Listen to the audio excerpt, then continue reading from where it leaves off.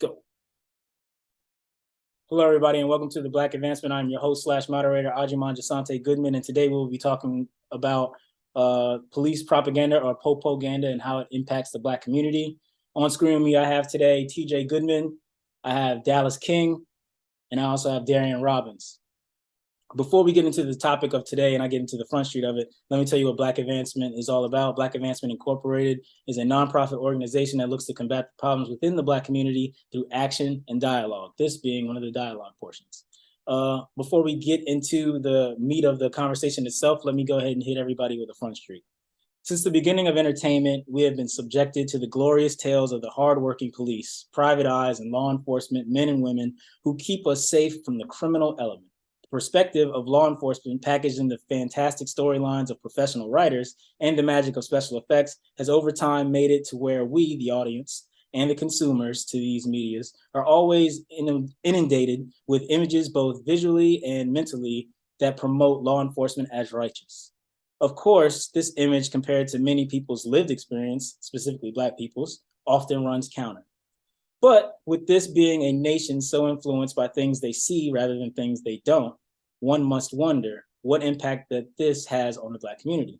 How could a person who has limited experience with law enforcement in the wild believe they are capable of such heinous acts, dishonesty, or straight up corruption?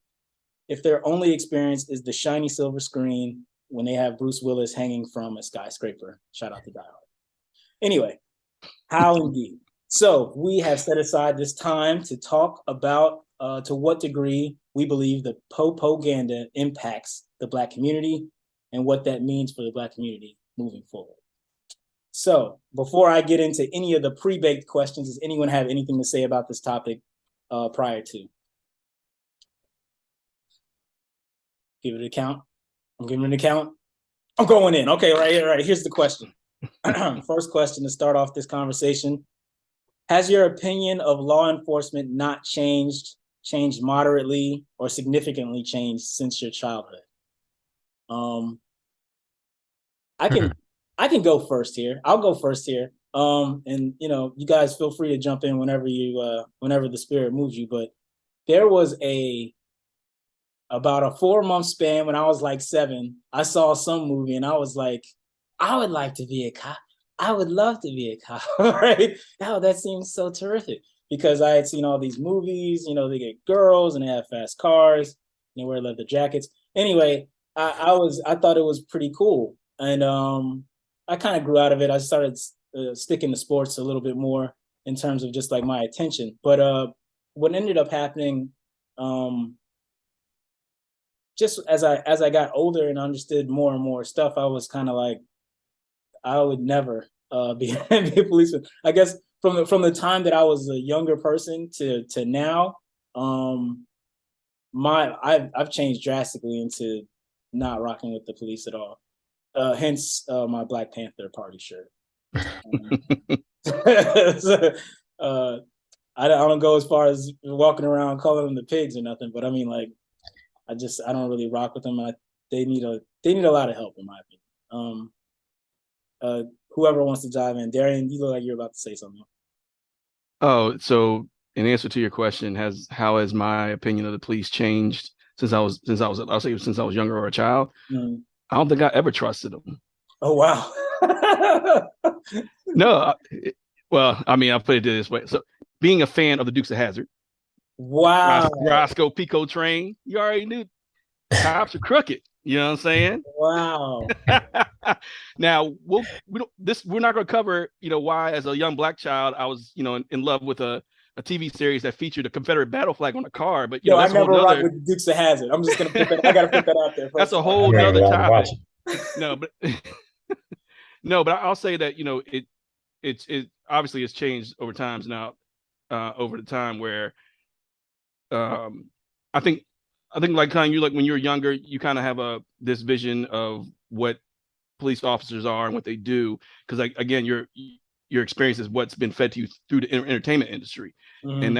and that is very powerful. I mean, again, like I said, entertainment industry will make Black kids like Dukes of Hazzard, you know what I'm saying? I mean, to feed into that narrative, you know what I'm saying, or someone like myself. But as you go through time, and like for myself, you know, having experiences with being pulled over driving while black or doing something while black, to just reading about and seeing the effect of policing now. Let's say, although I love the show The Wire, you know what I'm saying, I've also read the report on the gun trace task force in Baltimore. You know what I'm saying? Right. So you get to, for someone like, you can consume the entertainment, but you need to be aware of the reality of things. You know what I'm saying? So that's how I kind of balance it out. So being aware of the reality of the things that you see and see that they are capable of, and not being a representative of what's legal of law and justice, you know what I'm saying, like they purport to be. You always have to watch. I always watch them with a wary eye. And so it's, so being aware of the reality of one, your experiences, your engagement with law enforcement, but also seeing larger things like I said, the gun trace task force, what they did in Baltimore, and also other incidences of obviously like the Rodney King stuff. I mean, you see the capability of what that type of force can level on a community, particularly a black community. I think, it's so funny you say that, because I think I was in like 5th grade when the Rodney King thing happened. I think that might have been actually my turning point personally. I didn't want to be a policeman at that point in time, but I didn't look at the police. I felt like the rest of the people, including my 5th grade teacher, who said, well, he should have listened to the cops when they told him this stuff. TJ, what's your opinion on this first question? Yeah, my opinion of cops from the time of a young man. Well, I'll start off by saying something a little bit weird. Every bike that I've ever owned has been stolen in my lifetime, right? And I remember when my bike got stolen when I was a child, and I didn't know what to do, so I called the police, right? The police came out to the house, and the cop came and he knelt down in front of me, and he basically, I'm going to paraphrase, said, "Look, kid, we have a lot more important things to do than look for your bike. Sorry, you're on your own out here." And from that moment forward, I had this feeling like they weren't really there to help me, right? And when it comes to entertainment and stuff, I've always tried to, I'll say, separate entertainment from real life. My father is a student of history. He made sure that we understood I'll say the issues that our community has had with law enforcement. But then, of course, during the course of life, I've had different kinds of interactions with police. Yeah. And I've kind of learned to take them as I take everybody, right? You can't, I try not to paint the police, like individual police, with a broad brush, I'll say. I try to take individual cops as they come. But as a community, yeah, they have proven that they're not really there to protect and serve us as much as everyone else. I mean, I think the police lingo is the only place where we're number one, right? Number one male. It's the only place. Every place else, we're, at least second class. So I guess the short answer is my view on police has actually maybe changed a little. I wouldn't say for the better, but as I've matured, I've come to take them more on a person by person basis than, looking at a cop and saying all cops are crap. But Mr. King.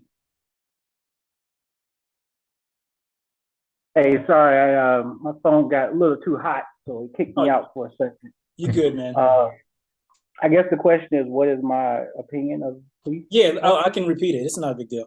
Has your opinion of law enforcement not changed moderately or significantly changed since your childhood? Since my childhood, I would guess it would. I guess it would have to have changed moderately, I guess, because I didn't have much of an opinion of police officers in my formative years, my younger years. So when I say younger, I mean the part of Virginia that I'm from, right? There's demographical boundaries that kind of keep certain things a certain way. I have to say it that way. And I grew up in Portsmouth and Norfolk for most of Shout out. for most of my learning how to walk and talk years, right? By the time I figured out, how not to wet the bed and all that good stuff, I had moved into Chesapeake. And that was an awakening of many, many proportions. Point of the matter is, I saw less police officers in Chesapeake than I did in Norfolk as a little boy. But the only time I saw them in Norfolk was when something went down, which reinforced what I had already was being taught about police and fire department, any other first responder type folks. And that is, if there's an emergency, these are the people that are going to be there to assist the situation. So that's all I knew, right? My mother and father were hip to the game though, and they kept me informed because of where I lived in Norfolk. They wanted to make sure that I knew where to go and where not to go to stay out of trouble. So, excuse me, I guess I say all that to say that, all the thing I knew about police officers growing up was that if something went down, they were supposed to be there, right? Then, as I heard y'all talk about, the whole Rodney King thing happened. And at that point, I had already been introduced to Public Enemy at that point. Yeah, so, true. True. That only reinforced what I was hearing from that perspective. And then, the Labor Day massacre went down in Virginia Beach. So that was about the time where I was, and then, Public Enemy shot Welcome to the Terror Dome down at the Strip. So that was about the time I was getting into driving, and my life had already evolved into, as like TJ was saying, a more mature response and expectation of adults in general. So my opinion about the police at this time is they, nurses, and people in the church are the epitome of that statement, never meet your heroes, because you see a different side that is counter to what you had already framed in your mind to be kind of like the light and the path, right? So once I started to interact more with police officers who were friends or a member of my family, lawyers and different things of that nature, I started to see the back end of things and how it looked. It's great on the customer face, but on the back end, you get to see where, we're going to make this work just to make it work type stuff. Right. And sometimes that's purposeful. I can't say that it's not, because whatever resources they have or don't have, they got to do whatever they got to do. I get it, but sometimes it's purposeful. What I eventually did around 10th and 11th grade, I had a great teacher, white man, for my AP European and AP US history. His name was Dr. Self. Dr. Self, knowing that, so my high school, Indian River High School, had a black principal. We were about 60-40, white to minority. We was about as balanced as it got, right? So you could not ignore our issues, right? But we still had to listen to Smashing Pumpkins and, Bruce, right? So we were kind of balanced. And so, and I don't mean to hog the time, but I just got to try to wrap it up. But he encouraged us to dive deeper into understanding why the police force do the things they do and how these things can change. He did this quite coincidentally when we got into the civil rights part of the conversation, right? Of the history lesson. And so when we started talking about the Freedom Riders and things of that nature, that was coincidentally right around all this Rodney King and all this other stuff happened. And then, the power went out in the school, there was fights, there was all types of stuff going on. And the way he centered us, the way he got us back on track, he said, let's talk about it. Why is it this way? And what I picked up at that time, and what I started to mature and eventually matriculate down into my own children, is in the grand scheme of things, the big scope, going up to the 30,000 foot level, right? This nation, like Germany, like Japan, like all these other countries I've been to during my military time, we all got something in common: nationalism. We got to invest back into our country.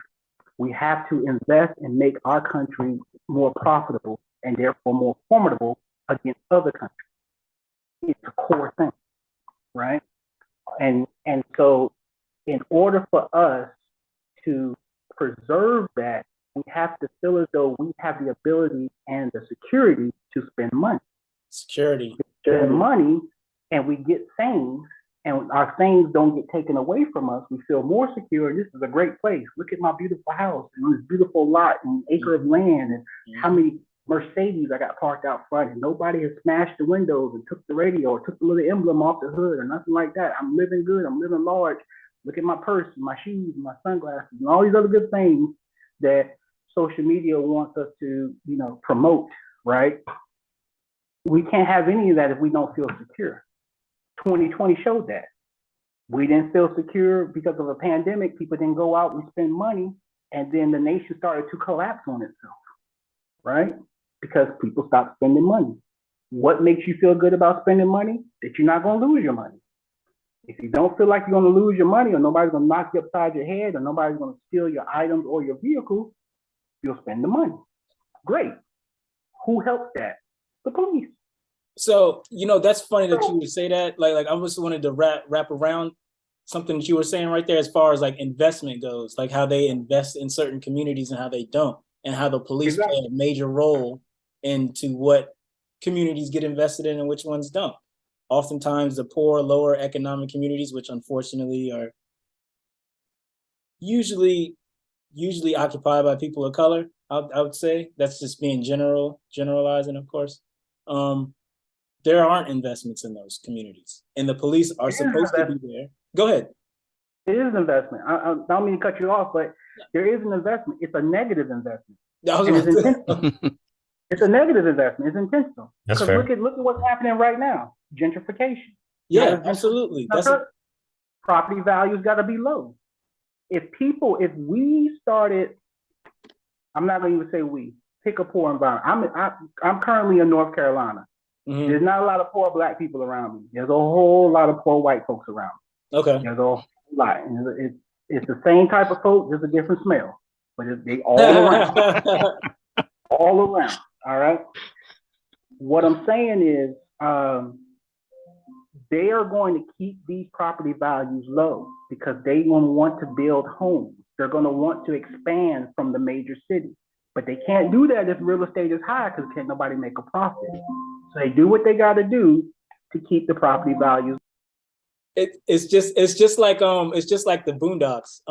That episode on the Boondocks when they made the Itis restaurant, and basically the guy what's his name? Wunsler, I think is his name. Wunsler basically was trying to, you know what I'm talking about. Basically, what Wunsler was trying to do is he wanted to buy this land. And they were like, yeah, we're not selling you this land. So they opened up the Itis, the Grandpop's Itis, right? And the Itis had these people falling out, had people fighting in the streets, fiending and doing all this stuff, dropped the property level down low. And Winsler, of course, was the one who gave him the money to put up the Itis.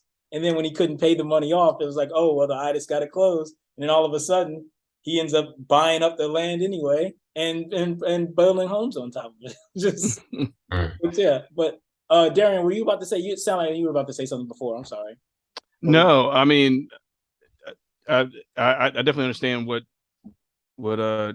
D is talking about in that aspect. I mean, the negative investment, or you might just say, not a positive investment in these areas. But I think getting back to, just the, core as far as policing is concerned, when we're talking about as far as its usefulness, yes. I think what Dee was saying about, having the police being their intention of them being there is be able to provide security in that aspect to, it's supposed to be the whole entire community, to make sure that, like I said, people are not, these things that we are accumulating, no one's coming through, wholesale and taking them from us. But, getting back to like my overall view of, policing, like, I just kind of I also keep a historical perspective on, how it came about, or what we're looking at today. So I've also been, recently have been going through listening, on an audiobook version of the 1619 Project. And also too, I also study, or have studied in the past, history, American history, focusing on Civil War, Revolutionary War, particularly in the Civil War, slavery era. And you see a lot of the policing aspect or features of policing come out of, regulating Black bodies, on a consistent basis. You know what I'm saying? So, we see stuff like loitering laws, that comes out of, policing or policing tactics that come out of the historical aspect, you know what I'm saying, that you see, coming to things today, you know what I'm saying? So, as an institution, I always, like I said, I look at it at a long lens to say, when we see, certain practices now that are still in play, you always got to ask yourself, what's the history of how they came about and why they continue. And so, in my opinion, some of these practices stay in play from that historical tradition, that, in my opinion, comes from racism. you know what I mean? And so, She's like, yeah. I mean, go ahead, Dallas. I mean, you guys feel free to jump in whenever you want to say. Yeah. No. I was gonna say I absolutely agree with him. I didn't get to that part, and I apologize. But yeah, I mean, so only thing we learned at that stage was it's designed to protect the economy, right? That's the design. Now, here's where it becomes controversial. Protect the economy from whom? There you go. So now who is this lady on the elevator who's clutching her purse who feels nervous? Why does she always feel nervous around me and not around Aji, I guess? I don't know. Why does she always feel nervous? You know what I'm saying? So it's because that is what she was programmed to do. So the same programming that alert us that these people are here to save us, you got to flip one other piece onto that question: who is us? Who is us to be saving? And I think that's what TJ was saying, right? Who is us? I mean, they're not really working for us per se, but they're working to save the quote unquote us. And that goes back to that nationalism. When people see images of the United States, what is the first thing they think of? It's some probably young blonde girl wearing an American flag cutoff shirt with a belly button out, drinking a Budweiser on the beach. I mean, in Florida, that's the image, right? I walked through Africa, they didn't quite know where I was from, right? Until I spoke. And then they said, "Oh, USA." And I said, "Yeah." You know what I mean? They didn't quite know what to do with me, right? The two white cats I was with, though, their assumption was made, right? So they didn't know if I was an interpreter or if I was actually one of them. Had no idea, right? And that's everywhere else I've been. Japan, wherever. It's the same. Greece, it's the same thing. We don't know. Because we are not really seen as part of the positive image that's portrayed internationally, right? It's that thing. So when it says they're here to serve and protect us, I said, well, I had to define to myself what is us. And if I was a part of us. And immediately I'm not. I'm a secondary or a tertiary part of us, depending on what part of the country I'm in and what part of the town in that country I'm in, right? That's what that becomes. So my bad, I didn't get to that, Mr. Robbins, but that's exactly what I was trying to get to. That's exactly what I'm trying to get to. It's designed to protect the economy for us, but the us is really them, not us. They said that a lot during all the Black Lives Matter protests, like during the summer. They're like, they're policing buildings, they're not policing people. You know what I mean? Like they're policing property. You know? Exactly. They said a lot of that stuff. and so when I watched that go down and how they didn't attack those folks in the same manner as they did during the civil rights movement, right? Me and my wife watched that, and I was like, well, where are the dogs and the fire hoses? I'm just assuming that's coming, right? Because that's the images I see, from February 1st to the 28th. So I'm like, where is that coming in, right? It never really came from most of it. And I told the wife, I said, I think what we're really witnessing is an expansion of what was already taking place starting at about 66, 67. Now that this thing and our acceptance has grown in a younger crowd, there's less, it seemed to be there was less desire for certain public officials to attack that crowd because they didn't just see black faces. That was the assumption made. Because a lot of the people that were screaming and throwing and yelling, what I saw on TV, white faces. I didn't participate in a lot of these riots or protests or movements. I didn't have a chance because I got young people. You didn't need to. You didn't need. Yeah, I'm about to say you didn't need to. Right, but I wanted to. I did. I really wanted to. It looked like fun. But I saw a lot of these faces, and I was like, man. And then the situation in Charlottesville. Yeah, I was a young blonde girl that got killed. Right, got ran over by a white dude, and I was like, man. So this seems to be kind of. And then when I look at TikToks and all these things, because I got to be on these things, because I got teenagers, I got to understand what the hell they're talking about, make sure they're not, trying to force a coup d'etat up in here. I see what's going on and the dances and the music, and I was like, we have sort of infiltrated into this lower community, right? There's going to be the community. I'm curious as to how long they hold on to this. I'm curious as to once they start to become more affluent.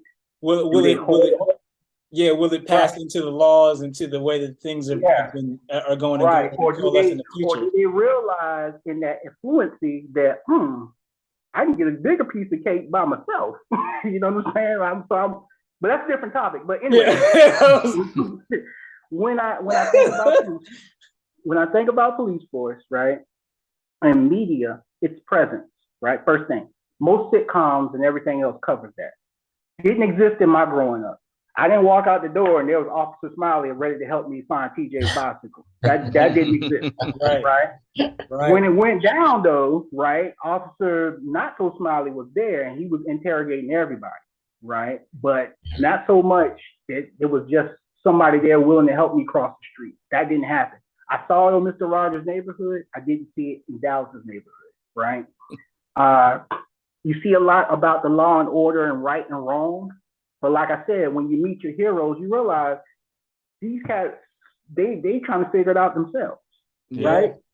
So they may know the principles of law, the rule of law, but the spirit of the law, they taking their own little, liberties with it, right? That cat ain't had to do 70 miles per hour up to 45. He did it because he had to get somewhere.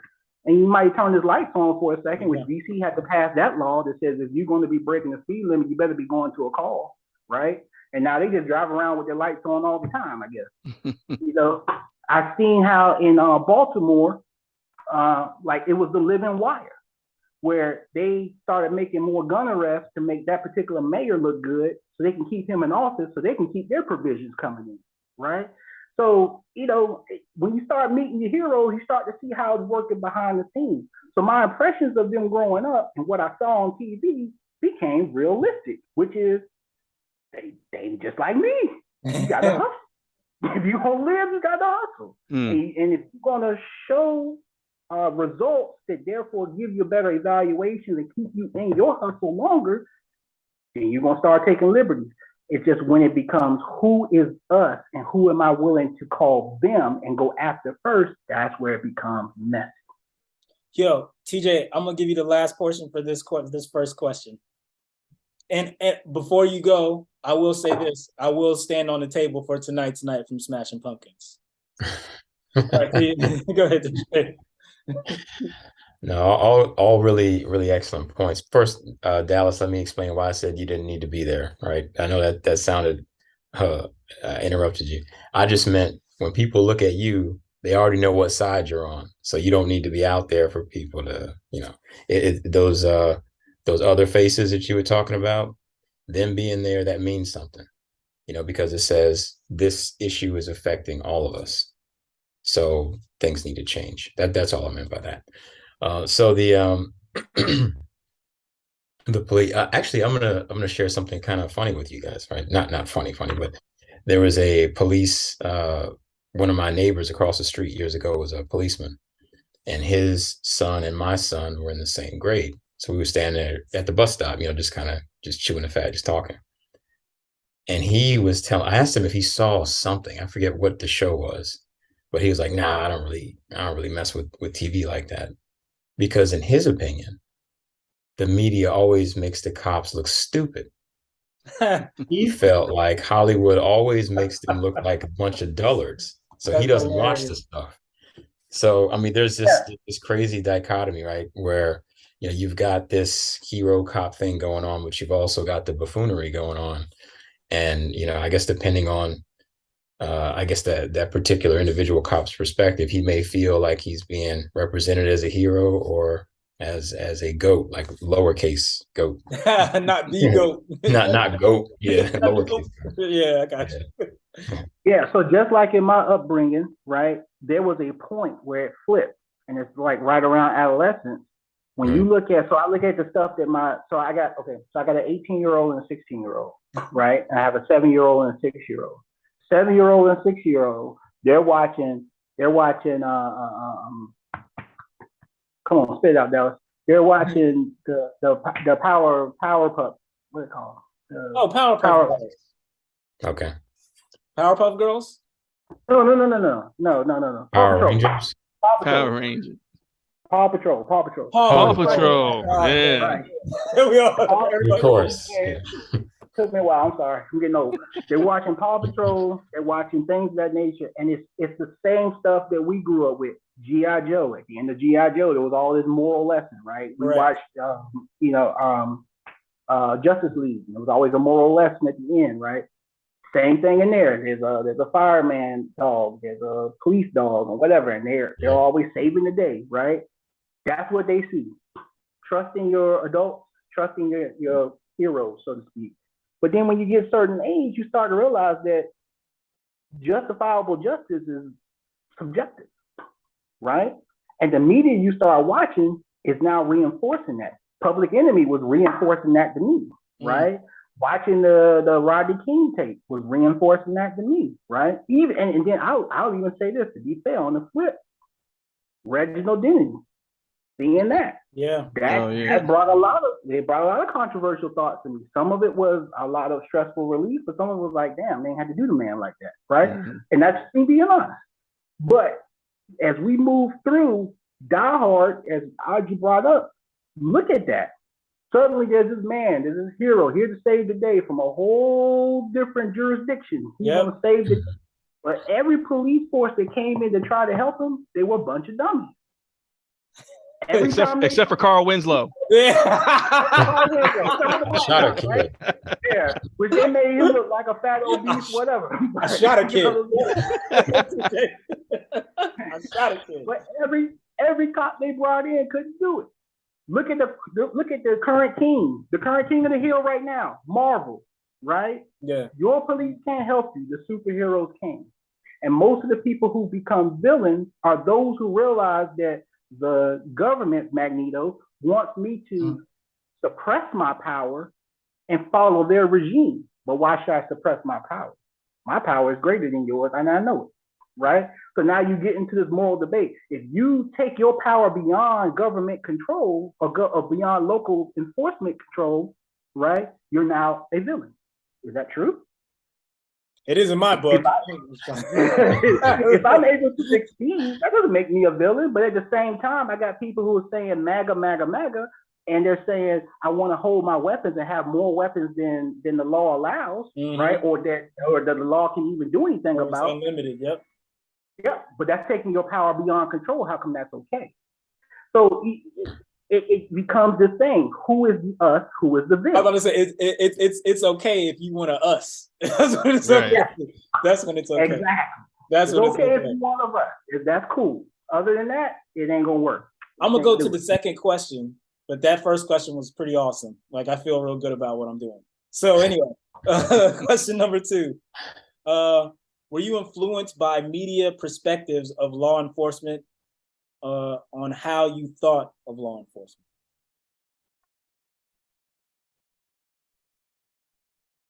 Yeah. Yeah, pretty much from basically from the news and the way that the news projects it. Yeah. It's kind Just of like what TJ is saying. I now see the law enforcement as people who are trying, not people who have the answers. So I think early on they were, Adam 12 and all those old cop shows, Chips and everything. They were supposedly the people who had the answers, right? They could go figure it out. Law enforcement, SVU and CSI, they got the intelligence to do it. That's not reality. Right. And what today's media I think is showing, or less, I guess I'm more mature to see it now, is they don't have the answer. And I think what TJ said about the cop to talk to him is actually very true. I think the media doesn't paint them in a bad light. It just shows the truth. Before they weren't able to show the truth. That's how MLK was able to make that movement the way he did. He waited for the camera. Let's show the world. Now everybody holds a camera in their hand. Yeah. Everybody holds a camera in their hand. Now you can't hide. I have one pushback to that, and it's from like the Forensic Files shows, which I think whoever starts watching them can't stop watching them. Like from the perspective of like stuff like Forensic Files, I don't know enough about it to know whether stuff is junk science or not, so to speak. And I don't think that they put on stuff on necessarily. They don't put up necessarily like cases where it came off as junk science or anything of that nature, but it makes it fit, to me at least, feel like, you committing any crimes, you going down, because these guys are gonna figure it out. They're gonna get that certain carpet from California or whatever. Well, and not only that, but another one, this is kind of far afield, but it's still within the same realm in terms of trusting authorities and trusting what the authorities can do with the stuff that you allow them to have. And that is the 23andMe type cops who are starting to use that DNA, travel back through. Now, look, I'm just as happy as anyone else that they found the Golden State killer or whatever his moniker was. But the way that they did it raised a lot of red flags, I think, in a country where people usually put freedom above like everything else. Yeah, but that guy was a former cop. Hey, man, look, I'm just go ahead, Terry. So no, the I guess can you read the question one more time? The second question. Yeah, sorry. So it's kind of worded funny, so now I feel less happy about myself. But anyway, were you influenced by media perspectives of law enforcement and how you thought of law enforcement? And I'll say yes, and I think and let's go to like what you're saying, like the forensics portion, right? So a lot of stuff that you see now that we are kind of accept as forensics, particularly like DNA and stuff to be able to trace that stuff. That stuff really only came online within like the last 20 years that it's become incorporated into actual like police work. You know what I'm saying? Of course, you can get blood samples and that kind of stuff, and that's always been the case. But doing stuff where you're doing DNA tracing is really something that's I would say is very recent. I'll say within the last 20 years. I know for myself, years ago, I had a uncle who was murdered in '92, and his case went cold for a while. They were not able to find or charge anybody in his killing until about 2005. And what happened was they had some evidence, and for some reason I think there was some impetus now put behind the case where they tested some DNA that was on some evidence, or a sheet or some piece of cloth or whatever that they had in the evidence, and it matched a person who was in the system, you know what I'm saying, of which they ended up charging with his murder, you know what I'm saying. And this is, like I said, this was 2005. Yeah. You see what I'm saying? Yeah, I see what you're saying. And even in that time, they were saying that, okay, the law enforcement had just said, okay, we had these techniques that have come online within like the last couple of years that they could do this. You know what I'm saying? So what TV and entertainment seems to is that, okay, these guys have all these resources to be able to ferret, and figure out these problems. You know what I'm saying? But when actuality, I think a lot of that stuff actually goes to weapons and force protection. You know what I'm saying? As opposed to all the money goes there as opposed to the science to catch people. Yeah, exactly. All the bells and whistles and that kind of stuff. Or you'll see they got this new armored tank. You know what I'm saying? Or they got this new set of weapons, or guns, and or whatever. It goes to that type of technology of the enforcement portion, not really the figuring out problem portion. And then getting back to even to like with them. So yes, these movies will definitely influence your thinking, but like you said, if you keep your eye to reality, you'll see you have to view what they say and do with a sense of skepticism. I mean, the Uvalde case was if that's not a case where you see where the mantra of protect and serve is not is not true, right? In case, I don't know what it is. And then even at the Supreme Court level, there's a case, and I wish when I come to these things, I got to make sure I bring a list of stuff where there's a case that was some years ago, or fairly recent, where they ruled that the police do not have to actually protect and serve you. You know what I'm saying? Oh, okay. I thought you were going in another direction where they was talking about they can't like look in your cell phone. I forgot which case. No. Yeah. No, this is something where this is where they've given these powers, these superpowers, you know what I'm saying, to keep themselves and their institution going, and not in a function where what is portrayed in the media, or what they might even portray through the media to us. You know what I'm saying? That we're here to protect, we're here to whatever. You know what I'm saying? That is not always the case. You know what I'm saying? And at least from my understanding, you know what I'm saying, I've had good interactions with police, I've had bad interactions with police. You know what I'm saying? For me, it's been about more like a 60-40. I think it's more 60 good than 40 bad. You know what I'm saying? But the portions that did go wrong, or were I viewed in a negative light, it made me question, like, what are you actually here for? You know what I'm saying? That's the truest thing ever. What are you actually doing? And so why are you here, man? What are you doing here? Exactly. What are you doing? Like almost like teacher said, like, I understand the portion of you're on your, some things you are truly out here on your own. You know what I'm saying? And so yes, they do have, and then also too, media works in hand with police, particularly when stuff gets reported. You know what I'm saying? There's been incidents I've seen where they've just taken the police, obviously, like I said, the Uvalde case for one, you know what I'm saying? They've taken the police's word for it to say, oh yeah, we had officers on the scene, they were going to do something, or they tried to do something. And then you see the reality is like, no, they didn't. You know what I'm saying? Darian, I'm so glad you said that, because I think that was what I was driving towards with the question. It was more so like the idea of them always believing the police's story rather than like having an investigation into it. Exactly. And so that's my thing. Yes, it definitely influences how we view them, and what powers do they think they or things that they think they can do, or do consistently on a consistent basis that they don't always, I don't feel like they always do. And so yeah, I mean, like I said, I'm not saying that in a or trying to be, I don't know, I'm not even trying to be in a conspiratorial or even a attacking sense. It's just that I'm looking at it from my reality of what I've read and what I see and what I experience, is to make this estimation that if you, in my opinion, if you interact with law enforcement, you know what I'm saying, there's a 50-50 chance it can go good or bad.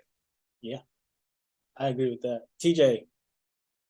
Those odds are terrible when you're talking about people with nightsticks and guns. But anyway, I will say that I think I'm going to go two-part on this answer. Okay. So when you ask if the media influences the way, when you say the first one I'm going to take is the proverbial, not me specifically. Right. So I do think that it does influence how people view the police, including our community.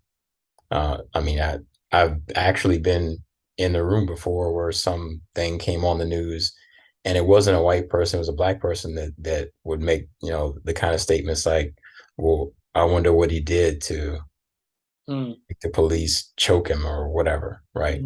The first thing wasn't, man, that seems unnecessary. That seems like excessive. It was like, well, he probably should have complied or whatever. I've been in the room when that statement was made, and it wasn't like, it wasn't said with the thought in mind of what that actually means. What you're saying is the black guy must have done something wrong in order to get choked out. I don't think it was even, they were not even aware that they were saying it. It's just the way that people get programmed by watching the news. So for me personally, this time I go with the specific you with me. You know how I feel about the news and stuff. We've had that conversation before. My feeling on it has always been, it's not that there aren't facts there. It's that I feel like they're telling you what they want you to know, and that's it. They don't tell you everything. So sure. when I see something where they keep on trying to push it, what that signals to me is, okay, hold on a minute. Why do they want me to believe this so badly? Why? Right. And it makes me more skeptical when I see it, me personally.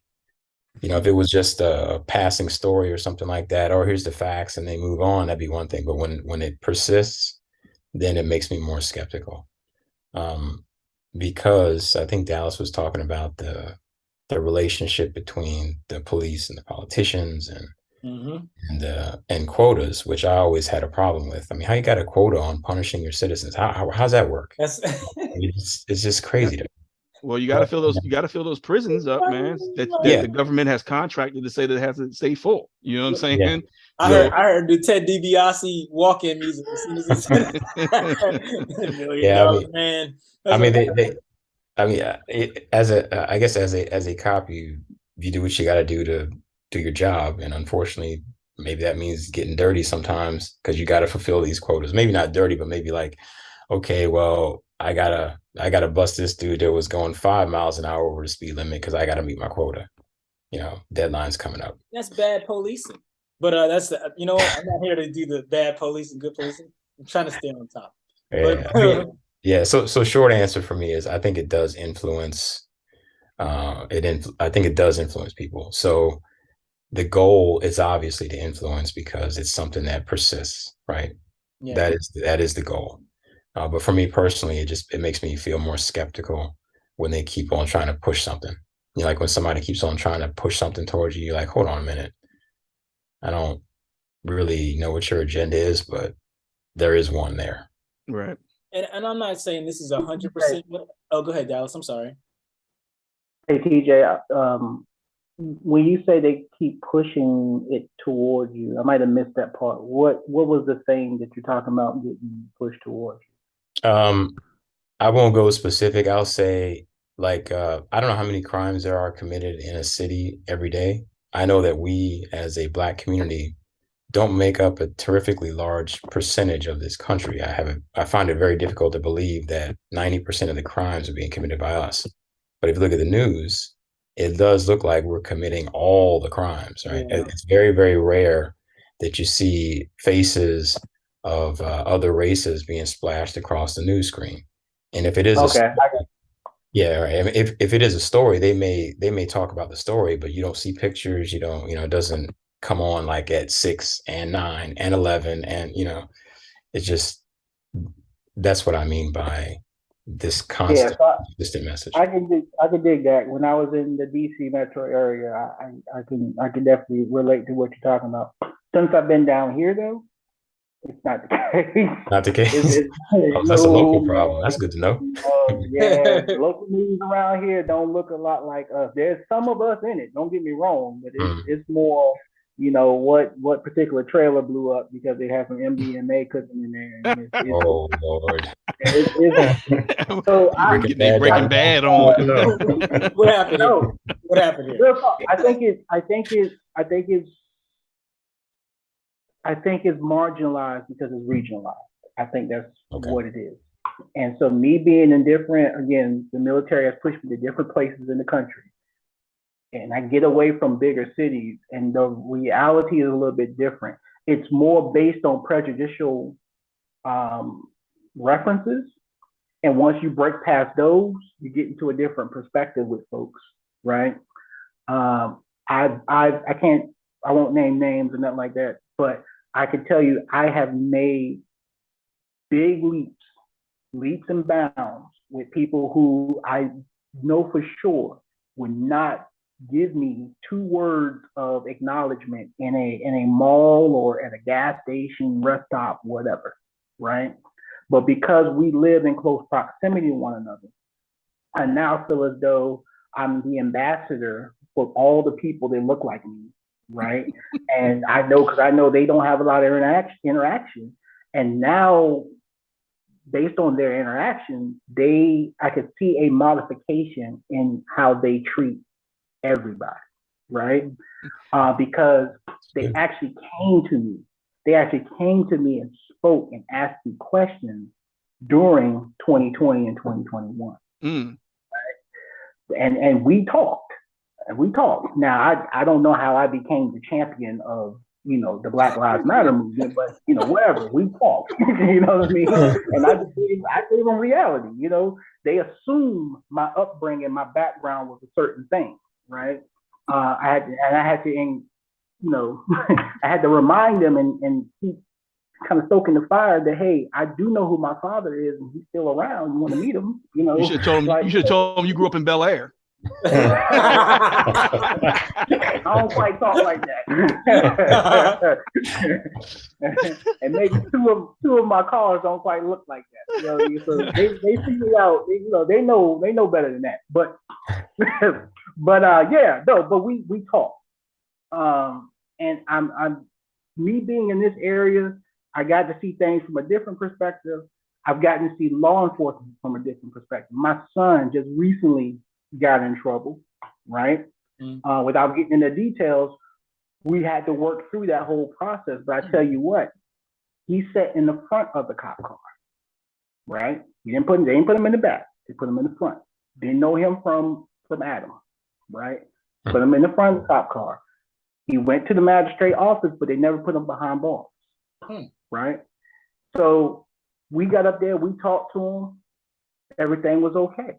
They were always polite. Yes, sir, no, sir, with me. We go to court. Him and I are dressed down in shirts and ties. And it was people who didn't look like us. They looked like they had just fallen off a truck somewhere and rolled up into the courthouse, But me and him, we were good.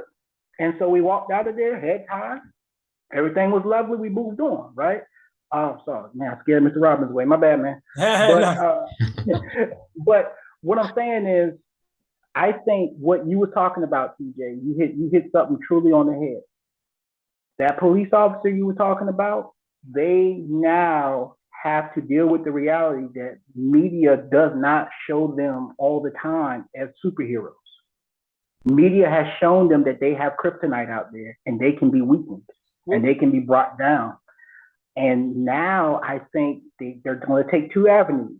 They're going to start screaming Blue Lives Matter and try to rally the troops, or they're going to start saying, hey, let's get back out there and show you that we're not as ugly and demonized as what this TV and what all these other things are trying to show you. That has been what I've seen out here. I think what happened in Uvalde, as sad as it was, it put a different light on it. And what happened down in Miami, I think it was last year, that particular school shooting, again, both situations, the police appeared to be scared to go into the building. Yeah, they were scared because there was guns in there. Okay, now where's the superheroes? Where's these people that's supposed to be charged? You see what I'm saying? Now you've met your hero. Your hero is just like you. Your hero is scared of certain things just like you. That's what the media is showing. But it seems to be that they're scared of unarmed Black folks. You know what I'm saying? Yeah. Because they'll be, so as opposed to, confronting like people like that where, you're going in with ballistic shields and all the armament, you got everything to take this person down. You know what I'm saying? And it's a known threat. You know what I'm saying? It's not something where, oh, I thought the person had something or pulling out. And the only reason I think I'm getting on in that aspect, like I think what you're saying to that, and and that's something I think we all gotta, I know for myself, is that you gotta deal with the individual, you know what I'm saying, in this aspect, you know what I'm saying? And you want to try to not paint in generalizations. I try to do that, but it's the problem it has that I have is that with it is that with policing and with other institutions, right? They talk about fraternity, right? So it's like when, let's say when a cop or a police officer dies, you know what I'm saying? All the police organizations in the region or even states will come to honor this fallen individual because they're like, the institution of policing, this is one of our fallen comrades. We have to stand with it, you know what I'm saying? Or support it or show some support. But the flip side, what they also don't realize is that, when you have bad apples in the bunch, you know what I'm saying, that also infects for people like myself. You say, well, look, if you want us to see you as a unified front in this aspect, you have to accept us looking at you in a unified aspect when the bad things happen, you know what I'm saying? And you don't do anything about it. You know what I'm saying? Yeah. And so that's the kind of things, that they also have to understand, because these are the kinds of things that society imposes on the Black community. You know what I'm saying? They try to paint us as a monolith. You know what I'm saying? A monolith of thought, a monolith of action, a monolith of culture. You know what I'm saying? But so the thing is, like, you celebrate certain things, right? But then it's like, okay, I'm going to distance myself away from others, or act like, oh no, that's just folks from the South, or that's just something from the Northeast. You know what I'm saying?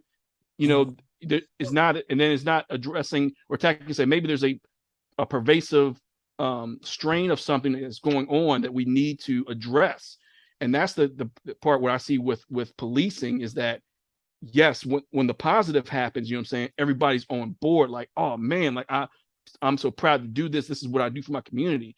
But when you see the bad strands, and then when you and what makes it so bad is that the policing is for the most part is the same everywhere you go. You know what I'm saying? So the system and the structure of it, is I shouldn't say that everywhere I go. Like you said, Dallas, you probably, like I said, you've been probably more well traveled than I am. You know what I'm saying?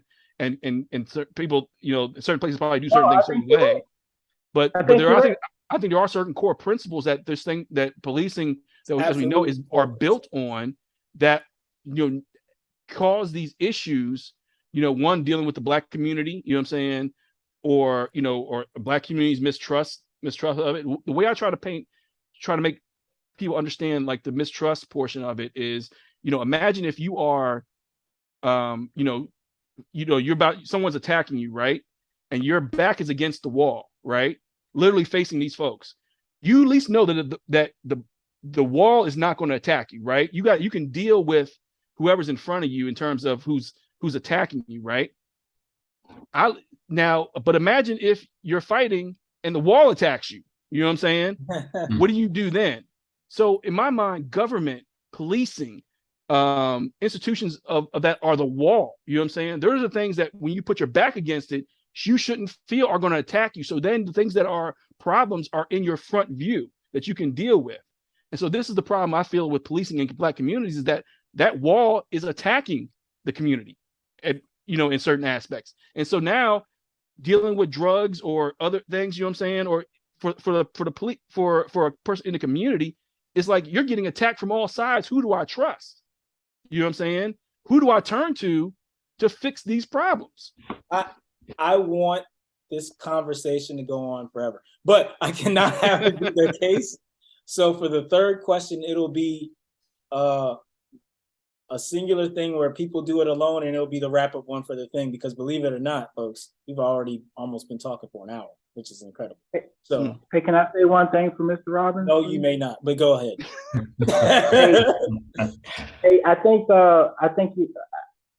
what you said is absolutely true. The structure of this thing, even everywhere I travel, even internationally, the structure is the same. The structure is the same. The only thing that changes is the point of focus, right? Okay. That's it. That's the only, at least from my experience. The structure is the same. The point of focus is different. The point of focus where I'm at is, are people using farm diesel in their normal trucks to drive around, right? That's Okay. the focus around. Because that's a taxable thing. And if you're breaking a taxable law, I'm not getting revenue, and that revenue is not paying for my roads and my schools. So now I'm sending out my force to police that. Right? Sure. MDMA, again, you're poisoning people that look more like and less like, and now that becomes a bigger focus, right? But as you move back to a denser population, you start looking at different things that affect that denser population. Now the focus switches. You see what I'm saying? And that's all I'm saying. I don't listen, I grew up in it. I know what you know, I know what it is. We know exactly what it is, Dallas. Right. We know what you're saying, brother. If you move from one side of town to the next, it's just what it's focused on now changes. Yeah. So now, but here's where it becomes complex. I'm sure we've all seen 13 by now on Netflix, right? Well, here's where it all becomes complex. Is now what happens when that focus turns back to you, right? Because I think you said it, Mr. Robbins. I still need a low buy-in workforce, right? Because I don't have to put a lot. It's business. The cheaper the workforce, the more. You see what I'm saying? The more terrible. There you go. So the same people who are pissing and moaning about people crossing the border are the same people who want to make sure that they still have a workforce, but they just got to pull it from within. How do they do it? We got you for running that stop sign, strike one. We got you for slapping that dude, strike two. Strike three, you done. Yep. Right? Now, I need you to come fill these potholes. Yep. Right? I'm going to build my workforce. And once I get you in the system, you are now in the system. What becomes now my challenge with an 18-year-old and a 16-year-old who are watching these people get beat up outside of Wendy's, who's watching an autistic boy get beat up in Colorado, right? And my 18-year-old is autistic. What I've got to do now is I'm encouraging him not to be triggered and I guess launched by what he sees on TV, but more so educated on how to respond, right? And be ready to do the right things, which he did when there was some confusion in what he was doing, and that's how they treated him, right? Now what the media is showing me is now a tool of education for him and for my daughter, who's a 16-year-old. I gotta keep reinforcing it. You're allowed to do everything everyone else does, but you're not permitted to. Yeah. There's a difference. Gotcha. You know what I'm saying? All right, we're gonna get out on this last question. Everybody's gonna get their second to answer their question, and then I'll give the wrap up spiel, so to speak. So I'll just go around, at least from my perspective. It'll go TJ, Darren, and then Dallas, and then me. Yeah, because I get to finish. I get to finish off. Anyway, last question. First one up is TJ. What can be done to improve the relationship between law enforcement and the Black community? I think the answer to that question, I'm going to keep it simple. I think if there was true policing in the communities, it would go a long way. You know, like cops that walk their beat, get to know people in the neighborhood. Then like once you know people, like I think Dallas was talking about it with people that he normally wouldn't interact with. He gets a chance to interact with them, and now they see him as a source for answering questions. They see him as a friend, or at least an acquaintance. If the police had presence in the neighborhood in such a way that they were actually just, getting to know people in the neighborhood, say, hey, I'm your neighborhood cop. I'm going to be walking around here and making sure everything's okay. How are you doing, Mrs. Whoever, Mr. Such and such, right? I think that would go a long way to healing and repairing the relationship between the Black community and the police force. Short of that, I think, well, I'll say this. I think whatever they try to do to improve it, I think they need to start there. If you can use that as a foundation, I think other measures that they want to try to put in place would be a lot more successful, once they've built that trust. Darian. Let's see, improving the relationship between police and the Black community. I think holding meetings with police and community on a regular basis. Maybe also offering a community oversight board for community members to engage the police. 2 or 3, find a way to minimize interactions like traffic during traffic stops between police and their community. You know what I'm saying? Or formalize the interaction. You know what I'm saying? So you have to have published rules and or order of conduct that the police have to do during the stops. You know what I'm saying? Such that there might be minimized confusion from the person who's being pulled over to also the cop itself. Not, for example, escalating the situation. You know what I'm saying? Or saying, "Oh, I smell something in the car." You know what I'm saying? Dead all that when if you know it's not there. You know what I'm saying? So formalizing those type of interactions between that and the community, such that, and making them aware, so that and accountable, that the police can be held accountable to, and the public can be held accountable to, could help go along the way. Also, from the police side, enforce, help enforce and help, I guess, bring along legislation for gun control. There's no, in my opinion, there's no need for weapons in use in war to be, be in the hands of people in that aspect. You know what I'm saying?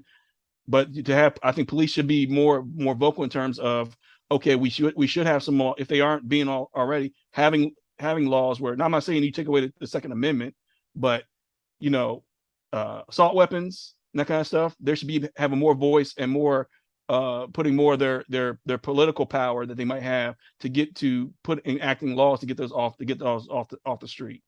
So those are my just things off the top. Really, just off the top of your head, huh? Dallas.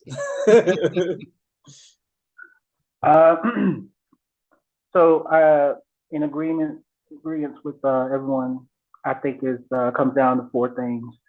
Call it TAPE, right? TAPE, transparency, right?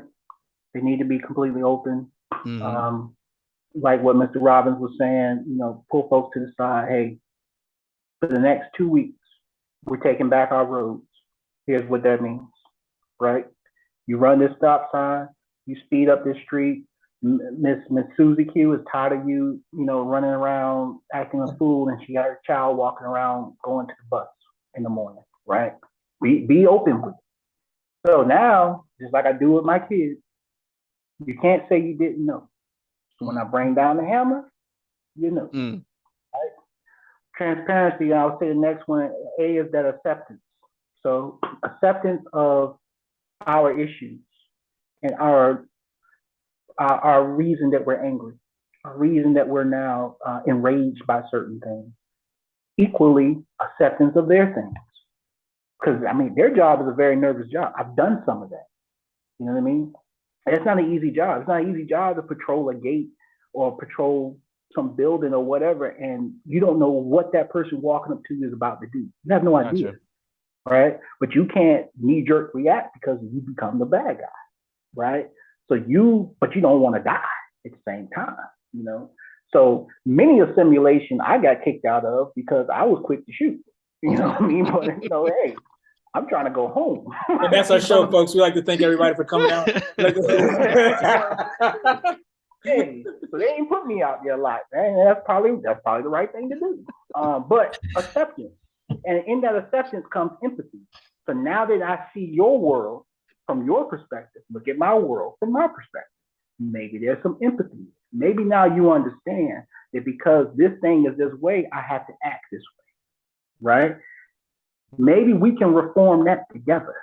I don't know. Positive presence.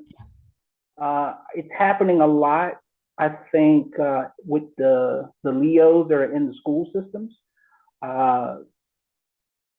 They get to see these kids come up, and they start to know the good kids, the bad kids. Let's be honest. There are bad seeds in our community. That's fair. But they know Jimmy is a good dude. Jimmy just happened to be in the car. Jimmy was getting a ride home, and I think, I know because I've heard from family members and different people in Virginia Beach that Jimmy in the car has now gotten detained with everybody else because the two kids that were taking him home from track practice got involved in something else Jimmy didn't even know about. Mm-hmm. When that car got pulled over, right, it just so happened that one of the people who pulled them over was one of the Leos from the school. They recognized Jimmy. Pulled him to the side, said, Jimmy, what the hell are you doing? And Jimmy, completely naive to what was in the trunk of the car, said, I was just getting a ride home. Right? But that's because they had an interaction. That's because they had a presence. I think if First Baptist was having a church function and the police officers showed up and helped serve food, or if they showed up to the soup kitchen and helped serve food, you got a positive presence. I'm not here to whoop your ass. I'm here to help you, right? So be that positive presence if you want to regain that trust.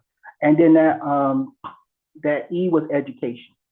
And I think once we're able to look at ourselves, educate ourselves about ourselves and be honest about that, and educate our children about what they're going to run, what they're going to run into, what they're going to see, and how they can't do everything that everybody else does, right?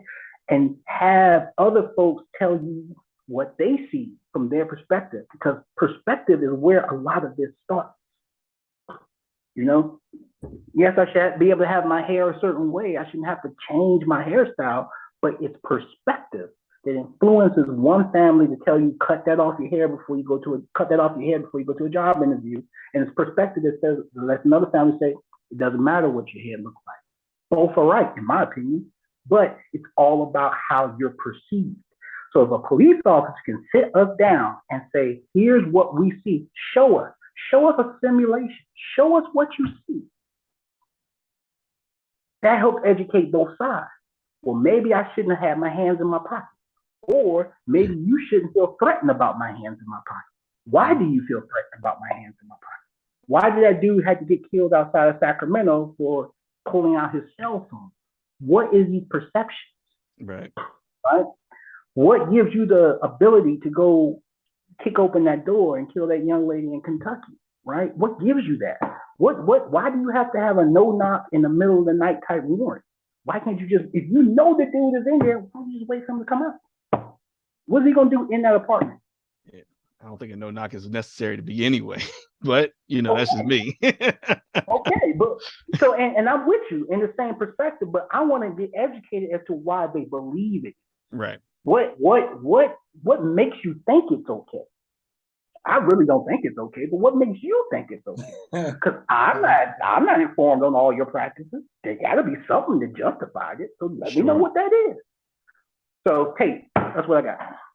Wow, that was fantastic. Look, I don't have any acronyms like Dallas, like Ambassador Dallas over there, and I'm not as smart as Darian or TJ, but I have my opinion, and this is my opinion, damn it. Anyway, three things that I thought of.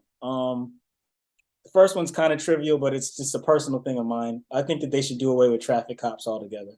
I think that whole thing should be kaput. A lot of the incidents that we see oftentimes start from a traffic stop. They have cameras, traffic stops. Let's just be honest with ourselves. And I said this to a person who's running for sheriff actually in the county that we live in. I'm like, traffic stops are just a money grab. If that's what it is, then just put up the cameras, man. Just throw up the cameras. People will pay that gladly. And if you see people doing it excessively, then you can do what you always do and take people to court or put people on probation or whatever. And then I'm like, if you think of it from the perspective of, well, what about somebody who is trafficking drugs or something like that, and they stumble upon the random person who's doing that? I'm like, why don't you do policing and watch the cameras and see who's always speeding up a certain 95 or something? If someone's going from New York to Florida, you have the ability to do that. I digress from that point. That's more of a trivial. But the other ones are a little bit more serious. The biggest thing I think that would improve the relationship is holding each other accountable. And I don't mean necessarily people within the Black community, although we're definitely guilty of that in some aspects as well, but the police more than anybody. Like their union and stuff makes it impossible for regular citizenry to see accountability being forced upon them. So there's qualified immunity. Yeah, that's exactly what it is. So if you don't see people being held accountable for the actions that they do, is that gonna make you more apt to cooperate or to do things in their way, or less apt? To me, that's the kind of thing that makes people listen to NWA songs. When you have people do that, at least that's why I listen to them. So I mean, like, you're not holding each other accountable. You're not really enforcing law when it comes to yourself. Right. You're not above the law. As it's been said throughout this entire conversation, you're just like me. So how come you can run in there and shoot somebody and you get suspended and still get paid while you're suspended? Where if I did something like that, rightfully so, I would be going to prison, or I would be at least going to trial. I mean, hold each other accountable. That would go a long way in solving your relationship with citizens in general, but specifically the Black community. And lastly, understand that we're all humans, man. This is humanity. Every human being has the same needs, basic needs. They all want their kids to be safe. They all want to be safe. They all want a place to live, and they all need something to eat. This is basic stuff, man. Basic stuff. Everybody, no matter what your skin tone or no matter what your perspectives are, everybody's goals are pretty much the same: to have a safer environment for their children, and have a safe environment in general, and to, basically be able to have enough food and shelter to go around. I mean, like, it's really the same. So if you keep that in the presence of mind, as everybody's the same in terms of the needs, because we're all humans and the humanity part comes through, then I think that will go a long way in you treating someone better. Understanding that you're just like me, I'm just like you, and that would help out a lot. But thanks everybody for watching. I got one more. Damn it. Go on. Real quick. They need to develop a police a bike theft task force. Sure that TJ does not get his bike stolen ever again, or any other. I've given up, man. I've given up on bikes. I'm done with bikes. I was on my bike, but that's that's a good pitch. You know what? Forget everything else that we talked about. That's the one we're gonna go with. I'm just playing. Thank you all for watching. You can follow us on Facebook at The Black Advancement. On Twitter, we're at BA Inc. 44. On IG, we're BA_Inc_44, or our website, which is www.blackadvancement.com. Until next time, Black people, peace and advance.